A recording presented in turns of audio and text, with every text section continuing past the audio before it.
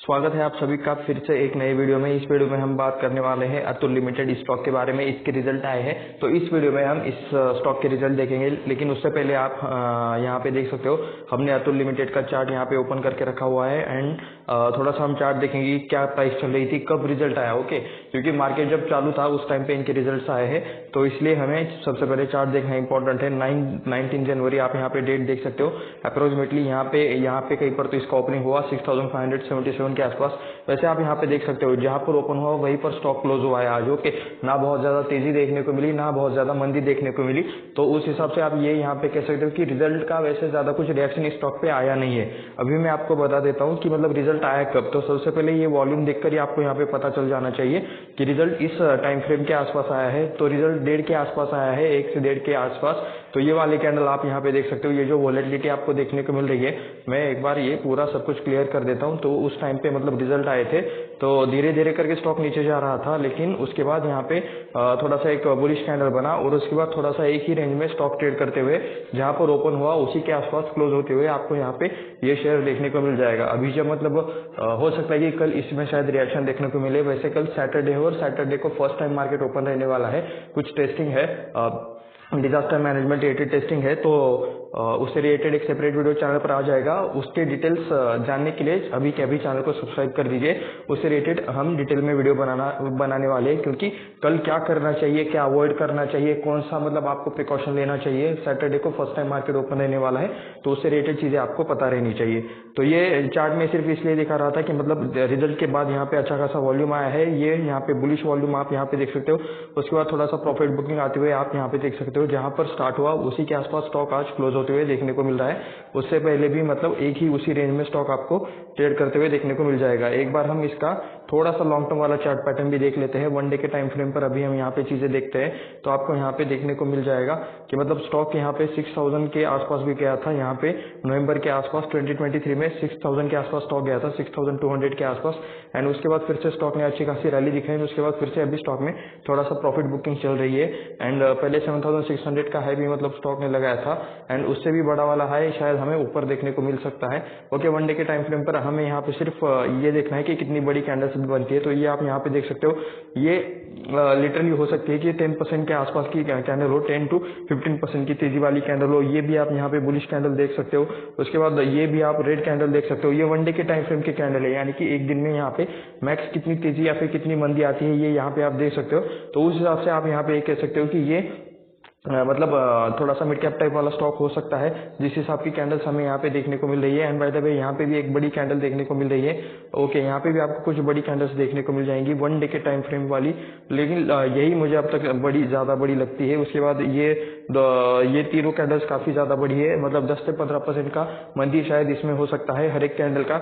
ये वाला कैंडल तो इस हिसाब से मतलब ये कैंडल देखकर तो लगता है कि मतलब इस स्टॉक में एक दिन में 10 से 15% का मूव आना थोड़ा सा नॉर्मल वाला बात है। तो थोड़ा सा अभी हम यहाँ पे इसका 1 महीने का टाइम फ्रेम का चार्ट देखेंगे जो कि लास्ट होगा। इसके बाद डायरेक्टली हम रिजल्ट्स पर जाएंगे। तो ये आप यहाँ पे देख सकते हो 2006 से आपको यहाँ पे डेटा देखने को मिल रहा है। तो मैं एक बार इसे चेक कर लेता हूँ।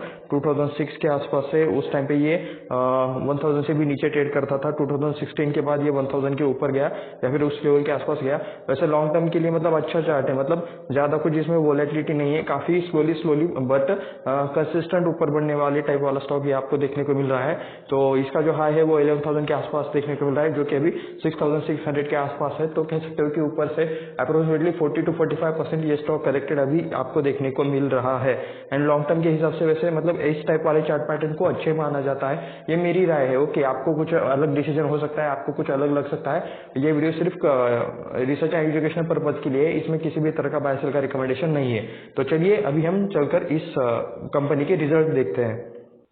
तो अभी हम आ चुके हैं यहाँ पे पीडीएफ पर। पीडीएफ यहाँ पे ओपन हो चुकी है। यहाँ पे अतुल का आप लोगो भी देख सकते हो। अतुल लिमिटेड गुजरात में इनका ऑफिस है, ये यहाँ पे देख सकते हो। यहाँ पे ये वाला लोगो भी देख सकते हो एंड ये वाला शायद मतलब कुछ उनका आइकॉन रहेगा। तो फाइनेंशियल रिजल्ट रिलेटेड ये चीज़ें हैं यहाँ पे। क्या इसमें किसी तरह का बोनस सेक्शन या फिर स्प्लिट रिलेटेड कुछ अनाउंसमेंट है? देखने को तो नहीं मिल रहा है। डायरेक्टली यहाँ पे नंबर स्टार्ट हो गए, नंबर्स आपको करोड़ में है, ये आप यहाँ पे देख सकते हो। उसके बाद चलिए नंबर्स पढ़ना स्टार्ट करते हैं। ये सबसे पहले स्टैंड अलोन नंबर्स है, ये आपको यहाँ पे ध्यान में देना है। मैं आपको दिखा भी देता हूँ, यहाँ पे लिखा है स्टैंड अलोन अनऑडिटेड, यानी कि मेन कंपनी के नंबर है। सब्सिडीज के बाद में हम देखेंगे, सब्सिडीज का ऐड करके इसके बाद हम देखेंगे इसी वीडियो में। टोटल इनकम आप यहाँ पे देख सकते हो दिसंबर क्वार्टर में, अभी के क्वार्टर में, यानी कि अक्टूबर, नवंबर, दिसंबर, इन 3 महीने का परफॉर्मेंस इसमें रहेगा।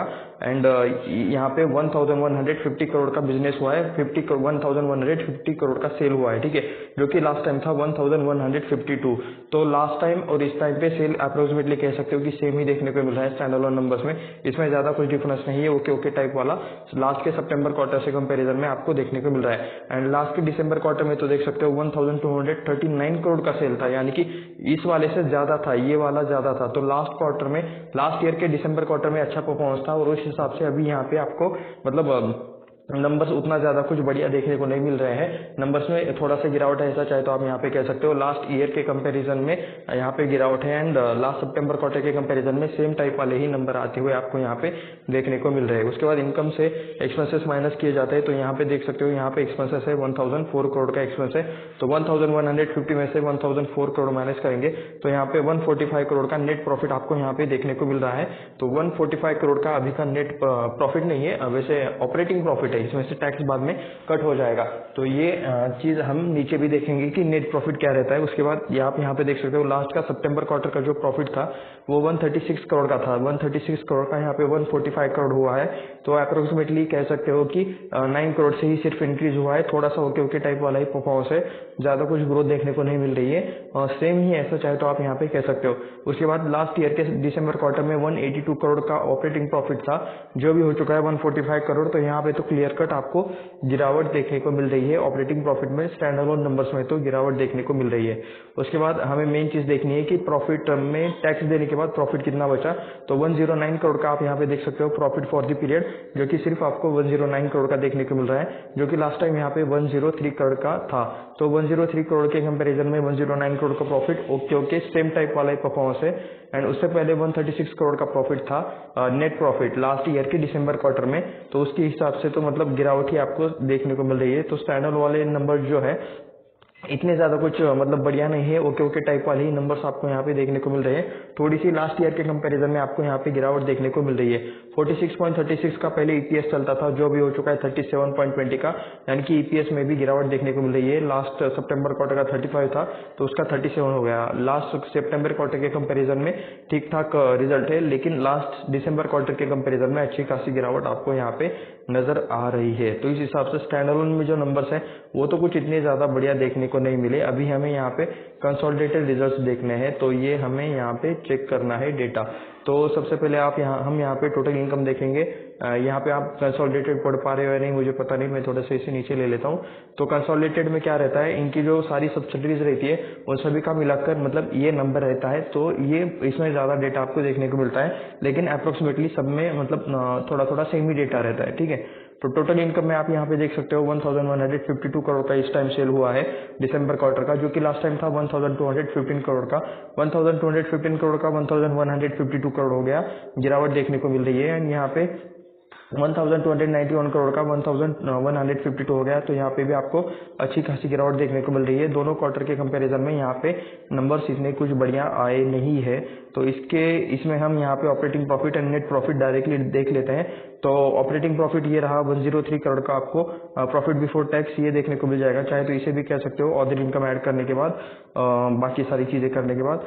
तो ओके नहीं, profit before share net okay यही देख लेते हैं। तो 105 करोड़ का भी ऑपरेटिंग प्रॉफिट है, जो कि सितंबर क्वार्टर में 123 करोड़ का था। तो इसमें भी आपको क्लियर कट गिरावट देखने को मिल रही है। 123 का 105 करोड़ हुआ है इस वाले क्वार्टर में, दिसंबर क्वार्टर में, और 142 करोड़ का यहाँ पे 105 करोड़ हुआ है। तो दोनों क्वार्टर के कंपेरिजन में गिरावट ही आपको देखने को मिल रही है।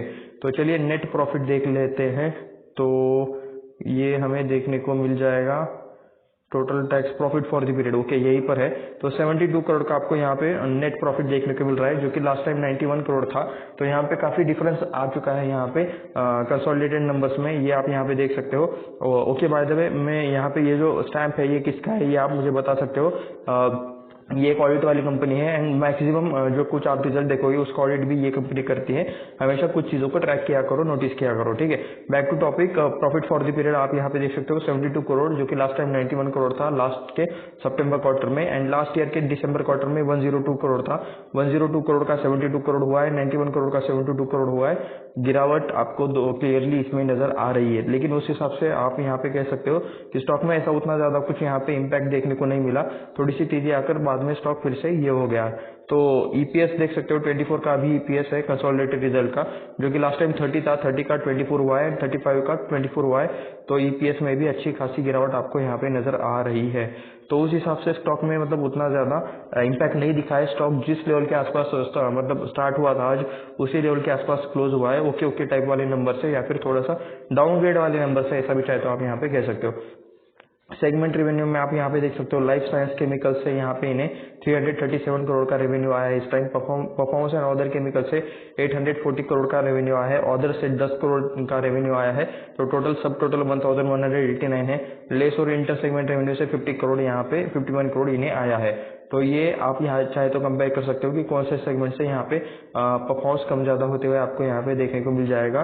तो सबसे पहले तो मतलब ओके सारे सेगमेंट से ही डिफरेंस देखने को मिल रहा है। ये 361 था, 337 हो गया, लास्ट टाइम 491 था। लाइफ साइंस केमिकल से जो बिजनेस आता है उसमें आपको गिरावट देखने को मिल रही है ईयरली एंड क्वार्टरली दोनों जगह पर। यहाँ पे 868 का 840 हुआ है, यहाँ पे भी गिरावट है। ये तो 828 था, बीच में बढ़ गया था। मेन ये लाइफ साइंस व केमिकल्स से मतलब जो रेवेन्यू आता है वही आपको यहाँ पे कम होते हुए देखने को मिल रहा है। तो उसके बाद ये है थोड़ा सा मतलब ये कुछ बाकी चीजें है सेम रिजल्ट रिलेटेड। तो क्या इसकी बात क्या है, सब्सिडीज का नाम है यहाँ पे।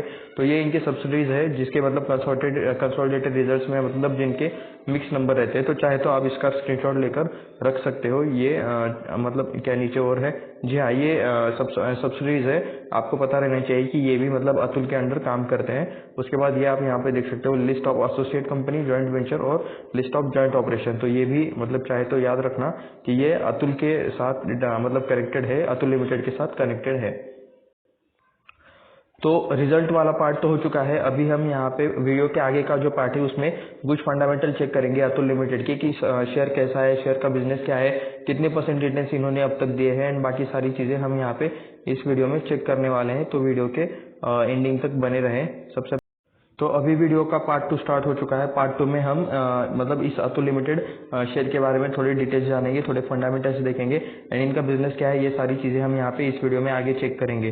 तो रिजल्ट तो ठीक ठाक नहीं थे, एकदम ज्यादा ग्रोथ देखने को नहीं मिली, थोड़े से डाउनग्रेडेड थे ऐसा मुझे लगता है। आपको क्या लगता है नीचे कमेंट करके जरूर बताना। किसी भी तरह का बाय सेल का रिकमेंडेशन नहीं है, ये वीडियो सिर्फ रिसर्च एंड एजुकेशनल पर्पज के लिए है। ये मैं आपको क्लियर कट डिस्क्लेमर अभी भी दे देता हूँ। तो ये एक इंडियन केमिकल कंपनी है, पार्ट ऑफ लाल भाई ग्रुप गुजरात के एक लाल भाई ग्रुप का मतलब ये एक पार्ट है।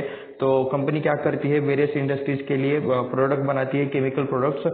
मेन 2 सेगमेंट्स है जो कि हमने पढ़े थोड़े टाइम पहले, जो हम रेवेन्यू स्प्लिट में देख रहे थे। लाइफ साइंस केमिकल जो आप यहाँ पे पढ़ सकते हो, and performance other chemicals under 9 business. तो 9 बिजनेसेस के अंदर मतलब ये लोग अपना बिजनेस करते हैं। तो चाहे तो मतलब वो क्या हो सकता है, जो हमने सब्सिडीज के नेम देखे ना, जो मैं आपको बोल रहा था कि चाहे तो स्क्रीनशॉट ले सकते हो, तो वो वाली कंपनीज के अंदर वो मतलब ये बिजनेस करते हैं। तो ये आप समझ लो।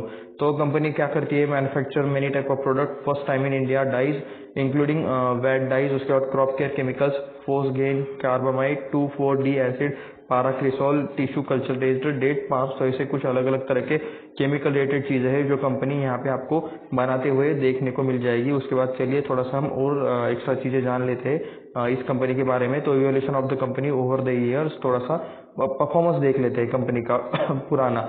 तो Atul was earlier one of the largest dye-stuff manufacturing companies in India. However, through its strong research and development initiative, JV with multinational companies and acquisitions, Atul has expanded product portfolio. तो कई चीजें लिखी हुई है अलग अलग तरह की। तो कुछ एक्सपांशन किया था। तो फाइनल मतलब मेन चीज पर आते हैं, तो ये कहाँ काम कर रहे हैं, एरोमेटिक्स में काम कर रहे हैं, क्रॉप प्रोटेक्शन पर काम कर रहे हैं, पॉलीमर्स एंड फार्मा इंटरमीडिएट्स में काम कर रहे हैं, which are speciality chemicals as compare to the conventional dyestuff product. Okay, speciality chemicals में ये कंपनी काम कर रही है, इस टाइप वाले जो कि हमने पढ़े, ये वाला एरोमेटिक्स एंड क्रॉप प्रोडक्शन, इस रिलेटेड चीज़ों में। This shift in product mix has lead to better profitability, तो इस वजह से अच्छी प्रॉफिटेबिलिटी कंपनी को आने लगी, and which has shown a greater degree of resilience compare to the senior of the around decade back. तो कुछ यही बातें लिखी है कि कंपनी ने इन प्रोडक्ट्स के बनाने को स्टार्ट करने के बाद अच्छा ग्रोथ किया, ये चीज़ यहाँ पे लिखी हुई है। तो one of the biggest integrated chemical complex in India with well diversified product portfolio of around 900 products and 400 formulations. तो 900 प्रोडक्ट्स ये लोग बनाते हैं, अप्रोक्सीमेटली अभी तक 900 प्रोडक्ट्स बनाए, 400 फॉर्मुलेशंस इनके पास है। ये यहाँ पे कंपनी का अच्छा खासा डाइवर्सिफाइड पोर्टफोलियो है, ऐसा चाहे तो आप यहाँ पे कह सकते हो। Belong to 2 main segment named as life science chemical and performance other chemicals, जो सेगमेंट हमने पीडीएफ में भी देखा था रिजल्ट के। तो अंडर 7 सब segment namely aromatics, bulk chemicals, intermediates, colours, okay, crop protection, floras, pharmaceuticals and polymers. तो ओन 140 ब्रांड्स टिल डेट, तो अब तक 140 ब्रांड्स आपको इनके देखने को मिल जाएंगे, ये आप यहाँ पे देख सकते हो 140 ब्रांड्स। तो हम मतलब वेबसाइट पर जाकर जरूर चेक करेंगे, इसी वीडियो में हम चेक करने वाले हैं कि ये 140 ब्रांड्स कौन से हो सकते हैं। तो उसके बाद आप यहाँ पे देख सकते हो न्यू एडिशंस में हमें कुछ चीज़ें चेक करनी है। तो FY22 में कंपनी ने 238 न्यू कस्टमर्स ऐड किए, ये आप यहाँ पे पढ़ सकते हो। 238 न्यू कस्टमर्स कंपनी ने ऐड किए हैं FY22 में। अभी FY23 का एंडिंग चल रहा है, 3 महीने में मार्च 2024 को FY23 एंड हो जाएगा, ठीक है। एक्चुअली FY23 एंड हो चुका है, FY24 एंड हो जाएगा, ऐसा चाहे तो आप यहाँ पे कह सकते हो, ठीक है। उसके बाद 25 new products and commenced sales in new geographies. तो ये कुछ कंपनी का मतलब ग्रोथ है कस्टमर्स में, एंड अलग अलग जगह पर इन्होंने ये किया है। तो उसके बारे में यहाँ पे चीज़ें हैं। Research and development front, it developed 22 new products and formulations. तो ये चीज़ आप यहाँ पे देख सकते हो, मतलब इन्होंने क्या क्या नया नया चीज़ ग्रोथ हासिल किया है, ये यहाँ पे आपको देखने को मिल रहा है। रेवेन्यू सेगमेंट में आप यहाँ पे देख सकते हो 2 major segments stand for 34% from, okay, इनका जो रेवेन्यू सेगमेंट है उसमें से जो लाइफ साइंस केमिकल है तो उनसे उन्हें 34% आता है, एंड 66% इन्हें परफॉर्मेंस एंड अदर केमिकल से मिलता है, ये यहाँ पे आपको देखने को मिल रहा है। Export contribute 50% of the total sales, यानी कि इनका जो मतलब जो मैक्स सेल होता है उसमें से 50% इनका एक्सपोर्ट होता है, यहाँ पे इंडिया के बाहर जाता है, एंड वहाँ से इनका 50% रेवेन्यू आता है। ये चाहे तो आप यहाँ पे एक चीज और नोटिस कर सकते हो, स्ट्रॉन्ग क्लाइंट के लिए including some global chemical majors. तो ग्लोबल क्लाइंट्स भी इनके पास है, अच्छा क्लाइंट्स मतलब अच्छे क्लाइंट की लिस्ट इनके पास है, क्लाइंट बेस इनके पास है, ऐसा चाहे तो आप यहाँ पे देख सकते हो। Geographically diversified clientele having long term contracts through various marketing subsidies abroad whenever it serve 4000 customers belonging to 30 diverse industries across 92 countries. तो टोटल 92 कंट्रीज के साथ मतलब इनका यहाँ पे कस्टमर्स चलता है, करार चलता है, बिजनेस चलता है, ऐसा चाहे तो आप यहाँ पे कह सकते हो। Manufacturing facility and distribution channel के बारे में अगर बात करें तो कह सकते हो manufacturing facilities located at Ankleshwar and Valsad in Gujarat and Tarapur in Maharashtra. Okay, Tarapur in Maharashtra मुझे पता है ये कहाँ है, वलसाड गुजरात में कहाँ पर है आपको बताए तो नीचे कमेंट करके जरूर लिख देना। With its main sites spread across 1500 acres. तो 1500 एकर्स का टोटल जगह आपको यहाँ पे देखने को मिल रहा है, जिनके ऊपर इनका manufacturing facility है। It's working with 2000 distributors and 38,000 retailers to expand the reach of its product and brands across the India and outside। तो ये आप यहाँ पे पढ़ सकते हो कि 2000 के आसपास इनके डिस्ट्रीब्यूटर है एंड 38,000 रिटेलर्स है। तो इनके जरिए यहाँ पे ये लोग बिजनेस करते हैं इंडिया और इंडिया के बाहर में। न्यू सब्सिडीज के बारे में अगर आप यहाँ पे जानना चाहोगे तो ये यहाँ पे पढ़ सकते हो। Atul health care, Atul paints limited and Sehat foods limited, तो ये कुछ नए इंकॉर्पोरेटेड सब्सिडीज है। And Osia infrastructure limited become wholly owned subsidiary of the company. तो ये ओशिया इंफ्रास्ट्रक्चर लिमिटेड भी मतलब इनका एक होली ओन सब्सिडरी बन चुका है, ये यहाँ पे लिखा हुआ है। एक्सपांशन प्रोजेक्ट्स में आप यहाँ पे देख सकते हो, वैसे मतलब काफी कंपनी डाइवर्सिफाइड एंड बड़ी देखने को मिलती है। Company completed investment of 374 crore during FY22। वैसे ज्यादातर डेटा FY22 का ही देखने को मिल रहा है, अभी मतलब लेटेस्ट का FY23 का अपडेटेड क्यों नहीं है ये मुझे पता नहीं है। Investment under implementation of the company and its subsidiary entities Atul products and DPD was 1600 crore. The above investment 1974 crore has potential add to sales 2300 crore के आसपास। तो ये लोग कंटिन्यूसली यहाँ पे एक्सपेंशन के लिए कैपेक्स कर रहे हैं, ये चीज यहाँ पे लिखी है, अलग अलग तरह के अमाउंट इन्होंने ऐड किए हैं हमेशा एक्सपेंशन के लिए ताकि अच्छी सेल्स ग्रोथ आए। फ्यूचर प्लान्स पे क्या है कंपनी के, establish capacity for cosmetic ingredients. Okay, cosmetic product के लिए यहाँ पे ये तो चीजें मतलब कुछ करना चाहिए। Expand capacity of intermediate chemicals and add new products in existing and new value chains, enhance product and portfolio। तो in short okay through Rudolf Atul chemicals in India. Okay ठीक है, तो इस कंपनी के अंडर ये लोग काफ़ी मतलब और प्रोडक्ट ऐड करना चाहते हैं और बिजनेस बढ़ाना चाहते हैं, यही सारी चीज़ें लिखी हुई है। तो ठीक है, थोड़ा सा हम यहाँ पे इसको मैं क्लोज कर देता हूँ एंड अभी हम यहाँ पे थोड़ा सा कंपनी के नंबर्स के ऊपर आते हैं, थोड़ा सा किस किस टाइप के नंबर से। वैसे बाय द वे जो हमने जितनी भी चीज़ें पढ़ी ना वो हम यहाँ पे देखेंगे, वेबसाइट पर जाकर इनके डिटेल्स में देखेंगे कि क्या क्या तरह का इनका बिजनेस चलता है। ठीक है, तो मार्केट कैप देख सकते हो, मिड कैप टाइप वाली कंपनी देखने को मिल रही है। 19,367 करोड़ का यहाँ पे मार्केट कैप है, यानी कि मिड कैप टाइप वाली ये कंपनी है, ऐसा चाहे तो आप यहाँ पे बोल सकते हो। 6,570 के आसपास इसका प्राइस देखने को मिल रहा है। एक साल के अंदर का जो हाई है वो आपको 7,779 के आसपास देखने को मिल रहा है। एक साल के अंदर का जो लो है वो है 6,120 के आसपास। उसके बाद स्टॉक का पी आपको 54 के आसपास देखने को मिल जाएगा। पी हमेशा दो चीज़ों के साथ कंपेयर करना चाहिए, एक तो इसी सेक्टर वाले अदर कंपनीज के साथ। अगर ये केमिकल सेक्टर में काम करते हैं तो कौन से कंपनी के साथ इसका कंपैरिजन होना चाहिए, आप मुझे नीचे कमेंट करके ज़रूर बताना। और उसके बाद इसी स्टॉक का जो ये जो पी है इसके पास्ट परफॉर्मेंस के साथ हमें यहाँ पे इसका कंपैरिजन करना चाहिए। इसके पी का जो पास्ट परफॉर्मेंस है, यानी कि पी हाई पे कब था, लो पे कब था, अभी वाले पी के कंपैरिजन में कितना कम है कितना ज़्यादा है, तो वो हमें चेक करना है। बुक वैल्यू 1661 का देखने को मिल रहा है। तो अपने बुक वैल्यू के अप्रोक्सीमेटली ये कह सकते हो कि 3x के आसपास, 3x से थोड़ा सा ज़्यादा ये ट्रेड करते हुए देखने को मिल जाएगा। उसके बाद डिविडेंड यील्ड 0.38% का है, फेस वैल्यू 10 का देखने को मिल रहा है। आरओई यहाँ पे 11.5% के आसपास देखने को मिल रहा है, आरओसी 15.3%, यानी कि कंपनी प्रॉफिट में तो एटलीस्ट देखने को मिल रही है, ऐसा चाहे तो आप यहाँ पे कह सकते हो। चार्ट हम ऑलरेडी देख चुके हैं, हमें यहाँ पे पी रेशो चेक करना है। तो पी रेशो में अभी आप यहाँ पे चेक कर सकते हो कि लास्ट के 5 सालों का हाई के आसपास आपको पी देखने को मिल जाएगा। यहाँ पे 55-54 के आसपास था एंड अभी मैं यहाँ पे एक बार क्लिक करके देख लेता हूँ लेटेस्ट वाला पी। यहाँ पे क्लिक नहीं हो रहा है एक्चुअली यहाँ पे क्या कितना था, 54.5 के आसपास पी देखने को मिल रहा है। तो लास्ट का जो 5 सालों का डेटा है तो उसमें तो आपको हाई के आसपास ही पी देखने को मिल रहा है। मैं यहाँ पे ये मार्कर ले लेता हूँ। तो एक टाइम पे यहाँ पे 40 के नीचे था, उसके बाद यहाँ पे 20 के आसपास पी आया यहाँ पे। उसके बाद 2020 में भी मतलब ये थोड़ा सा बूस्ट होने लगा एंड उससे वहाँ से बढ़ते बढ़ते पी ये 45 के आसपास आया। उसके बाद अभी 40 to 35 के बीच में आया था और अभी यहाँ पे 55 के आसपास। लास्ट के 5 सालों के तो हाई के आसपास है। अभी मैक्स के परफॉर्मेंस में देखते हैं तो कह सकते हो कि पी इसके ऑल टाइम हाई के आसपास ही है।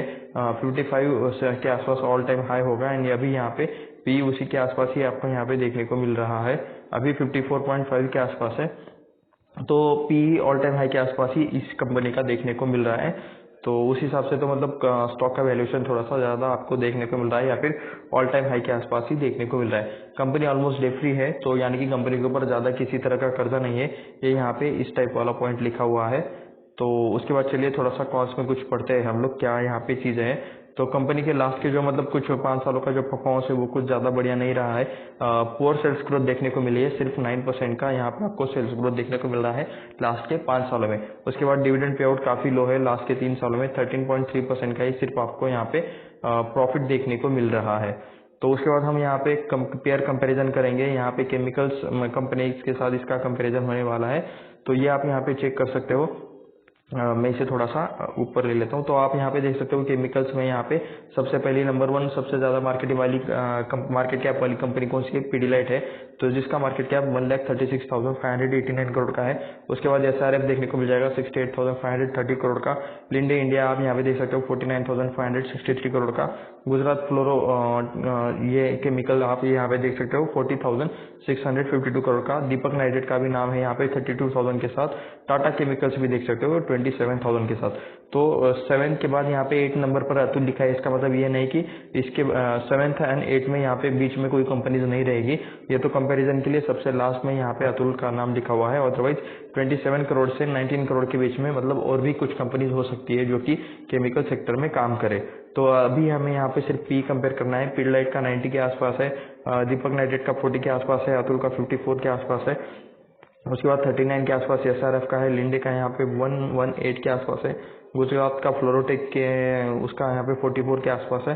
तो आप यहाँ पे कह सकते हो कि थोड़ा सा ओके, सिर्फ अगर मतलब ये पिडलाइट एंड लिंडे इंडस्ट्रीज छोड़ दे तो बाकी सबके पी से ये पी ज़्यादा हाई देखने को मिला है। टॉप 3 में ये पी के टॉप 3 में ये आता है ऐसा चाहे तो आप यहाँ पे कह सकते हो। उस हिसाब से तो काफ़ी छोटा मार्केट कैप है, लेकिन टॉप 3 के जो पी है उसमें ये कंपनी आपको यहाँ पे देखने को मिल जाएगी। ये 3 प्लेयर यहाँ पे टॉप में मतलब पी लेके बैठे हैं, तो उसमें भी मतलब टॉप के 3 में ये 3rd नंबर पे आता है पी के कंपेरिजन में। तो यहाँ पे उस हिसाब से भी आप चाहे तो ऐसा कह सकते हो। वैसे प्रॉफिट एक बार हम यहाँ पे देख लेते हैं। लिंडे का यहाँ पे 106 करोड़ का है, यहाँ पे 458 करोड़ का है। तो उस हिसाब से यहाँ पे अतुल का प्रॉफिट आपको फिर भी मतलब काफ़ी कम देखने को मिल रहा है, तो उस हिसाब से भी मतलब इसका पी थोड़ा सा ज़्यादा ही लगता है। उसके बाद क्वार्टरली रिजल्ट्स में आपको यहाँ पे कुछ डेटा चेक करना है। रिजल्ट टुडे आने वाले थे ये, जो कि हम यहाँ पे रिजल्ट्स पढ़ चुके हैं एंड यहाँ पे रिजल्ट्स अपडेट भी हो चुके हैं। ठीक है, जो कि हमने अभी पढ़े वो रिजल्ट्स यहाँ पे अपडेट भी हो चुके हैं। तो ये यहाँ पे कुछ क्वार्टरली रिजल्ट है जो मैं आपको थोड़ा सा एक बार समझा देता हूँ।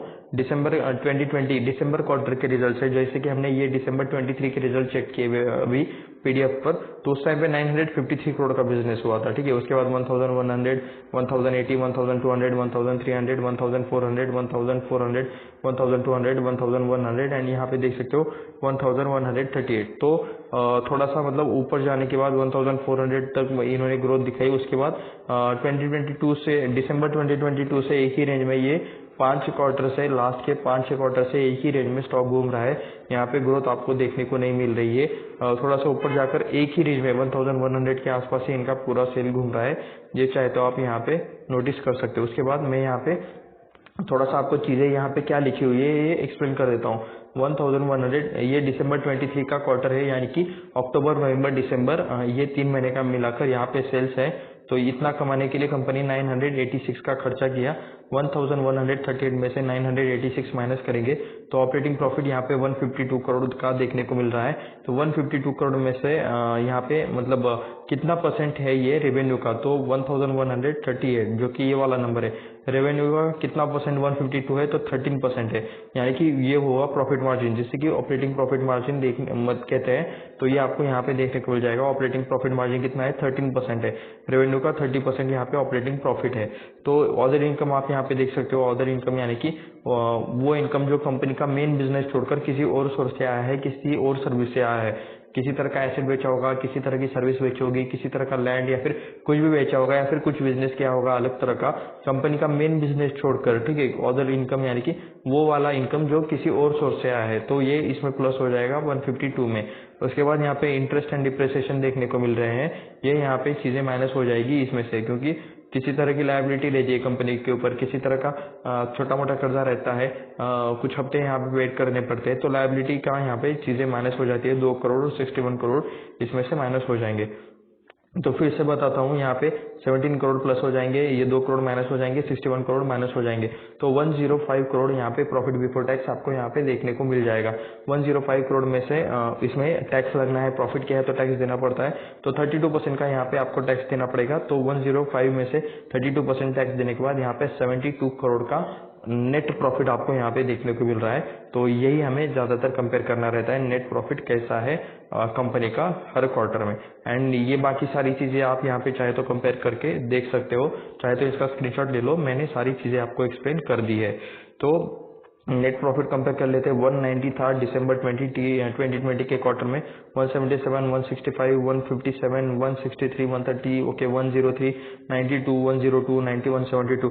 तो लिटरली कंटिन्यूसली मतलब इसका प्रॉफिट आपको गिरते हुए ही नजर आ रहा है। स्टॉक ऑलरेडी मतलब अपने हाई से अच्छा खासा गिरा है, अभी भी मतलब स्टॉक का परफॉर्मेंस थोड़ा सा मतलब डाउनग्रेड होते हुए ही देखने को मिल रहा है, नजर आ रहा है। तो उस हिसाब से शायद ऑलरेडी स्टॉक गिरा हुआ है, तो इसलिए शायद ज़्यादा गिरावट नहीं हुई होगी, लेकिन फिर भी मतलब रिजल्ट्स थोड़ा सा डाउनग्रेड ही आपको, क्वार्टरली रिजल्ट तो स्पेशली डाउनग्रेड देखने को मिल रहे हैं। अभी जो ईयरली जो रिजल्ट्स है ना, वो हमें चेक करने हैं कि ईयरली में क्या परफॉर्मेंस हमें देखने को मिलता है।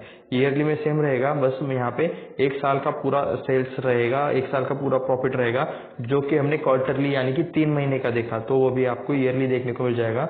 तो 2012 में 1775 करोड़ का यहाँ पे सेल था, वो हो गया 2000, 2600, 2800, 4000 की रेंज। फिर से 3000, 5000 एंड अभी आपको यहाँ पे 5400 के आसपास देखने को मिल रहा है। तो ग्रोथ है यहाँ पे, लॉन्ग टर्म वाले नंबर्स में अच्छी खासी ग्रोथ आपको देखने को मिल रही है, तो ये काफ़ी अच्छी बात है यहाँ पे।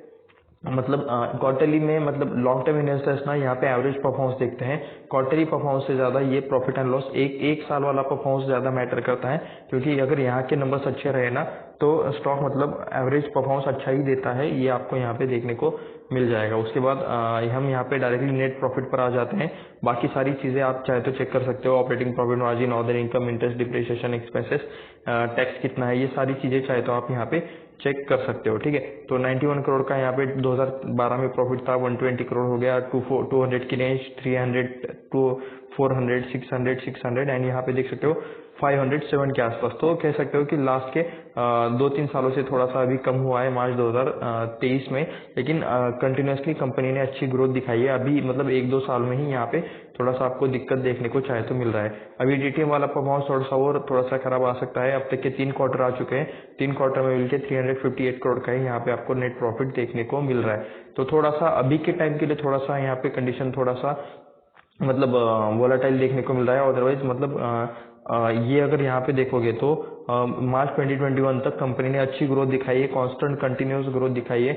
ऐसा चाहे तो आप यहाँ पे कह सकते हो लास्ट के 2 सालों से ही 2-2.5 सालों से ही कह सकते हो आप यहाँ पे कि यहाँ पे थोड़ा सा नंबर वोलाटाइल ज़्यादा चल रहा है।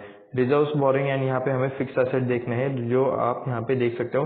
सबसे पहले रिजर्व्स यहाँ पे कंपनी के अच्छे ग्रोथ होते हुए देखने को मिल रहा है। 624 करोड़ का रिजर्व था 2012 में, जो अभी हो चुका है 4642 करोड़ का। तो रिजर्व्स में तो अच्छी ग्रोथ है। लॉन्ग टर्म बोरिंग सिर्फ 29 करोड़ का कर्जा है, मेन कर्जा प्रॉफिट के हिसाब से तो काफी कम है। 18 करोड़ का यहाँ पे शॉर्ट टर्म वाला कर्जा है। तो लॉन्ग टर्म वाला मेन कर्जा रहता है, शॉर्ट टर्म वाला 1 साल के अंदर सेटलमेंट करना पड़ता है। बाकी लीज लायबिलिटी, बाकी सारी चीजें चाहे तो आप यहाँ पे थोड़ी बहुत है, तो ये चीजें नोटिस कर सकते हो। फिक्स एसेट में 444 करोड़ का पहले फिक्स एसेट था, जो भी हो चुका है 1770 करोड़ का। और बाय द वे कंपनी ने डेटा दिया है कि यहाँ पे कि मतलब कितना एसेट है इनके पास। ये दिसंबर वाला डेटा है, ठीक है, मतलब अभी का लेटेस्ट वाला डेटा है, मार्च 23 वाला डेटा है। तो चलिए इसे थोड़ा सा हम पढ़ते हैं। तो आप यहाँ पे देख सकते हो 1027 करोड़ का लैंड है, 418 करोड़ का बिल्डिंग है, 2003 करोड़ का प्लांट मशीनरी है, 19 करोड़ का आपको यहाँ पे इक्विपमेंट देखने को मिल जाएगा। फर्नीचर 0 करोड़ का है, रेलवे साइडिंग 0 है, व्हीकल 13 करोड़ का है कंपनी के पास, इंटेंजिबल एसेट 29 करोड़ का है। तो सबसे ज्यादा इनके पास क्या है, 2003 करोड़ का प्लांट एंड मशीनरी है, जो कि शायद इनका मैन्युफैक्चरिंग प्लांट रिलेटेड चीजें रहेगी, ये आप यहाँ पे देख सकते हो। सेकंड नंबर पर बिल्डिंग्स है, थर्ड नंबर पर लैंड है इनके पास एज अ एसेट। तो शेयर होल्डिंग पैटर्न में आपको यहाँ पे कुछ चीजें चेक करनी है। यहाँ पे मैं ईयरली कर लेता हूँ।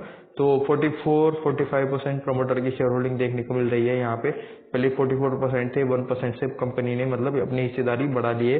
1 नहीं, आधा % प्रमोटर्स ने अपनी हिस्सेदारी बढ़ा दी है, ये चाहे तो आप यहाँ पे देख सकते हो। एफआईएस पहले यहाँ पे 6% थे, जो अभी हो चुके हैं 8%।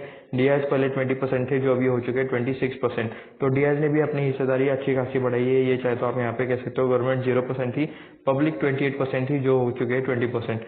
तो प्रमोटर्स खरीद रहे हैं, एफआईएस खरीद रहे हैं, डीआईएस खरीद रहे हैं एंड पब्लिक बेच रही है। तो ये कॉम्बिनेशन काफी मुझे अच्छा लगता है, बाय द वे, मतलब मुझे अच्छा लगता है। ठीक है, अभी आपको कैसा लगता है आप मुझे नीचे कमेंट करके बताओ। ऐसे प्रमोटर होल्डिंग रहेगा तो आपको क्या लगता है ऐसे प्रमोटर होल्डिंग के बारे में। ठीक है, तो इसमें आप यहाँ पे देख सकते हो कि प्रमोटर्स में कौन कौन सी कंपनी है। तो आगम होल्डिंग प्राइवेट लिमिटेड, इनके पास 22% का यहाँ पे हिस्सेदारी है। अरविंद फार्म्स प्राइवेट लिमिटेड 9.48% का हिस्सा है।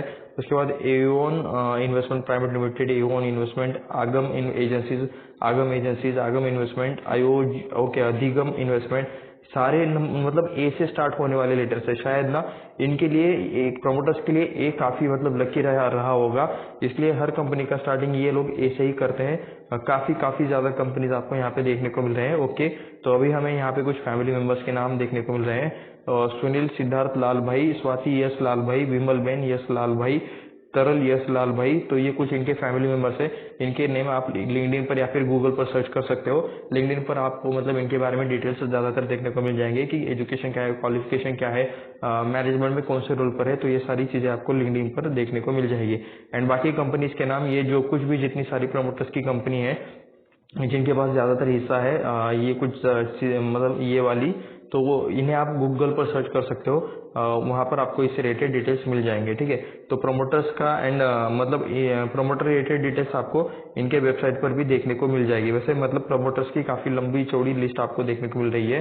तो ये नीरजा भाई, निरंजन भाई, ऐसे बिलाल भाई, ऐसे कुछ अलग अलग भी नेम्स देखने को मिल रहे हैं। एंड बाय द वे यही कंपनी के मतलब वेबसाइट पर मैनेजमेंट में एंड प्रोमोटर्स में अथॉरिटी में देखने को मिल जाते हैं ज़्यादातर टाइम्स। एफआईज में कौन कौन है यहाँ पे, तो safe India IVFI holding limited, ये पहले यहाँ पे शायद थे। उसके बाद government pension fund global, Kotak fund, India mid cap fund. तो ये कुछ यहाँ पे एफआईज है, फॉरेन इंस्टीट्यूशनल इन्वेस्टर्स, जो अपना हिस्सा यहाँ पे कम ज़्यादा करते रहते हैं। डीआईज में आप यहाँ पे देख सकते हो, डीआईज यानी कि इंडियन म्यूचुअल फंड, इंडियन बड़े बड़े इंस्टीट्यूशंस एंड इंडियन SIP करने वाले बड़े बड़े इंस्टीट्यूट्स। तो HDFC ट्रस्टी कंपनी है, DSP black rock small cap fund है, DSP मिड कैप फंड है। ज़्यादातर म्यूचुअल फंड से आपको DIS में देखने को मिल जाते हैं। HDFC ट्रस्टी कंपनी, उसके बाद DSP small cap fund, DSP BlackRock, life insurance corporation of India LIC, SBI magnum global fund, Aditya Birla, Mirae asset, Kotak emerging equity, Reliance capital, SBI life insurance, Mirae asset, HDFC mutual fund, Canara Robeco mutual fund. तो कुछ ऐसे नाम आपको यहाँ पे देखने को मिल रहे हैं। काफ़ी ज़्यादा नेम्स है, चाहे तो आप इन्हें भी कंसिडर कर सकते हो। ICICI Prudential, Franklin India smaller companies fund, IDFC multi cap fund, L&T mutual, Aditya Birla, Canara Robeco mutual fund and कुछ ये नाम से। तो ये म्यूचुअल फंड मतलब पहले यहाँ पे हिस्सेदारी थे, अभी भी यहाँ पे कुछ की होगी। तो मतलब अगर किसी ने बेचा है तो उससे रिलेटेड अपडेट आने के लिए टाइम लगता है, किसी ने खरीदा भी होगा तो उससे रिलेटेड अपडेट आने के लिए टाइम लगता है। तो ये पहले तो 100% थे, अभी यहाँ पे कौन कौन है कौन कौन नहीं, तो ये आपको मतलब वक्त के साथ पता चल जाएगा। तो ये कुछ देख सकते हो कि ये कुछ यहाँ पे प्रोमोटर्स है, एफआईज है एंड म्यूचुअल फंड्स के कुछ नाम है जो कि डीआईएस कहा जाता है। उसके बाद हम आ चुके हैं इनके वेबसाइट पर। हमें यहाँ पे देखना है first private sector company of the India inaugurated bye it's first prime minister. Okay, तो काफी पुरानी कंपनी है, फर्स्ट प्राइवेट सेक्टर वाली कंपनी है। मतलब प्राइम मिनिस्टर के जरिए, फर्स्ट प्राइम मिनिस्टर के मतलब इससे serving society in सर्वल diverse field इन 1952। तो 1952 से ये लोग काम कर रहे हैं। ये चाहे तो आप यहाँ पे देख सकते हो। The beautiful hillock adjacent to Atul stand strong and continues to inspire us. Okay, तो ये कुछ हिल है जो इन्हें इंस्पायर करता है। One of the largest integrated chemical companies in India, India के अंदर की सबसे बड़ी केमिकल कंपनीज में एक है ये। First sight is among the greatest chemical complex in the world. तो देख सकते हो आप यहाँ पे फर्स्ट प्राइम मिनिस्टर से हमारे इनका इनॉग्रेशन हुआ था। First private sector chemical related company है। तो यहाँ पे देख सकते हो कि ये कौन कौन से रिलेटेड, क्रॉप रिलेटेड ये लोग केमिकल बनाते हैं। उसके बाद यहाँ पे कंस्ट्रक्शन रिलेटेड हो सकता है, ये रिन्यूएबल चीज़ों में भी काम करते हैं, डाइज रिलेटेड बनाते हैं, टायर रिलेटेड प्रोडक्ट बनाते हैं, फार्मा में भी काम करते हैं, क्रॉप रिलेटेड काम करते हैं। तो ये कुछ आपको यहाँ पे ओके। तो चलिए थोड़ा सा नीचे चलते हैं। यहाँ पे आप देख सकते हो 9 टाइप के बिजनेस है इनके। ओके, क्या हम इसके ऊपर क्लिक कर सकते हैं? 9 टाइप के बिजनेस है, केमिकल बिजनेस, 2 रिपोर्टिंग सेगमेंट जो कि हमें पता है। तो क्या हम इस के ऊपर क्लिक कर सकते हैं क्या? ओके, ये है पॉलीमर रिटेल रिलेटेड बिजनेस, ये है यहाँ पे वैल्यू एडेड सर्विसेज, ये है यहाँ पे क्रॉप प्रोटेक्शन। तो हम अभी मतलब किसी पर भी मतलब जाएंगे नहीं, इसको मैं कट कर देता हूँ। तो ये आप यहाँ पे देख सकते हो। थोड़ा सा ये वेबसाइट हैंग हो चुका है। ओके, ओपन हो चुका है, मैं इसे बैक ले लेता हूँ। तो ये आप यहाँ पे देख सकते हो, the name Atul is unique asset which among other and बाकी सारी चीजें। 75+ ईयर का एक्सपीरियंस है, 900+ प्रोडक्ट है, 4000 कस्टमर्स है, 3000+ एम्प्लॉयज इनके पास देखने को मिल रहे हैं। तो ठीक है। उसके बाद सस्टेनेबिलिटी में भी मतलब ये लोग काम करते हैं। Philosophy and purpose of the Atul, explore life with Atul, मतलब इनके साथ करियर एंड बाकी सारी चीजें चाहे तो चेकआउट कर सकते हो। तो यहाँ पे हम यहाँ पे सबसे पहले इस पर क्लिक करेंगे। पॉलीमर्स एंड परफॉर्मेंस मटेरियल में भी ये लोग काम करते हैं, तो ये भी हम यहाँ पे चेक करेंगे। वर्ल्ड्स लार्जेस्ट मैन्युफैक्चर ऑफ 3,3-डायमिनो डिफेल सल्फोन एंड 4,4-डायमिनो सल्फोन। तो ये कुछ मटेरियल का नाम है जो अलग अलग चीज़ों में यूज होता है। ये आप यहाँ पे देख सकते हो। ये कुछ बिल्डिंग के पाइप्स है जिसमें ये यूज किया जा रहा है। रिन्यूएबल एनर्जी के पंखे हैं तो इसमें भी यूज किया जा रहा है। सीमेंट में यूज किया जा रहा है। एरोप्लेन बनाने में मतलब शायद इनका यूज किया जा रहा है। तो ये कुछ केमिकल बना रहे हैं जो यहाँ पे ग्लोबली इन सारी ज्यादातर चीजों में यूज किया जाता है। ग्लू में यूज किया जाता है, ये नट बोल्ट्स रिलेटेड चीजों में यूज किया जाता है। तो उसका यहाँ पे आपको ये चीज देखने को मिल जाएगा। प्रोडक्ट्स में चलिए एक्सप्लोर कर लेते हैं कि इनके प्रोडक्ट्स में क्या क्या है। तो अलग अलग काफ़ी वैरायटी आपको यहाँ पे देखने को मिल जाएगी। क्यूरिंग एजेंट्स है, सुल्फॉन्स है, फॉर्मुलेशंस है, इपॉक्सी रेजिन्स है, स्पेशलिटी इपॉक्सी रेजिन्स है, रिएक्टिव डाइल्यूटेंट्स है। तो उसके बाद और बिजनेसेस में कुछ और भी चीज़ें हैं। तो इपॉक्सी रेजिन पर मैं यहाँ पे क्लिक कर लेता हूँ। जितना ज़्यादा जाएंगे उतना ज़्यादा हमें डिटेल्स देखने को मिल जाएगी। वैसे ठीक है, अच्छे खासे इन्होंने डिटेल्स दिए हैं। तो ये सारे इनके इपॉक्सी रेजिन्स की ग्रुप है जिसमें ये लोग काम करते हैं, जो केमिकल्स या फिर प्रोडक्ट ये लोग बनाते हैं। ये चाहे तो आप यहाँ पे देख सकते हो, जिसको जिसकी रिक्वायरमेंट है उस हिसाब से मतलब वो लोग लेते होंगे। कलर्स में अभी हम यहाँ पे क्लिक कर लेते हैं, थोड़ा सा कलर रिलेटेड चीज़ें देखते हैं। India largest manufacture of vat dyes and sulphur black dyes. तो कपड़े रिलेटेड कलर बनाते हैं, जूतों का कलर रिलेटेड बनाते हैं, ये पेट्रोल रिलेटेड भी मतलब ये I think plastic related colour बनाते हैं। उसके बाद ये रंगोली नहीं, होली वाले कलर्स है शायद ये वाले, तो उस टाइप वाले भी आपको शायद ये कलर बनाते हुए देखने को मिल जाएंगे। तो उसके बाद इंडस्ट्री सर्वड, उसके बाद प्रोडक्ट मतलब यान को भी मतलब इनके प्रोडक्ट से यूज़ किया जाता है। एक्सप्लोर कर लेते हैं, यहाँ पे क्लिक कर लेते हैं। उसके बाद वेट डाइज, रिएक्टिव डाइज, तो यहाँ पे अलग अलग तरह के डाइज है, तो वो चाहे तो आप यहाँ पे चेक कर सकते हो। मैं यहाँ पे चेक करना चाहूँगा सीमेंट एडिटिव में। ओके, जिप्सम रिलेटेड चीज़ है, तो जिप्सम पर इस पर क्लिक कर लेते हैं। आपको जो चेक करना है वो चाहे तो आप यहाँ पे चेक कर सकते हो, उस रिलेटेड ये लोग चीज़ बनाते हैं। एक बार बैक ले लेते हैं एंड कुछ और भी चेक कर लेते हैं। नेचुरल फूड कलर्स में देख लेते हैं, तो यहाँ पे टूलान्स ऐसा, यहाँ पे टूला नट ऐसा कुछ लिखा है। तो ये कुछ कलर है जो कि फूड रिलेटेड है, तो ये भी प्रोडक्ट्स है तो आप यहाँ पे देख सकते हो। तो काफ़ी प्रोडक्ट है इनके, मतलब हम देखते देखते मतलब वीडियो काफ़ी लंबा हो जाएगा, तो इसलिए अभी हम यहाँ पे अबाउट अस में जाएंगे। अबाउट में जाकर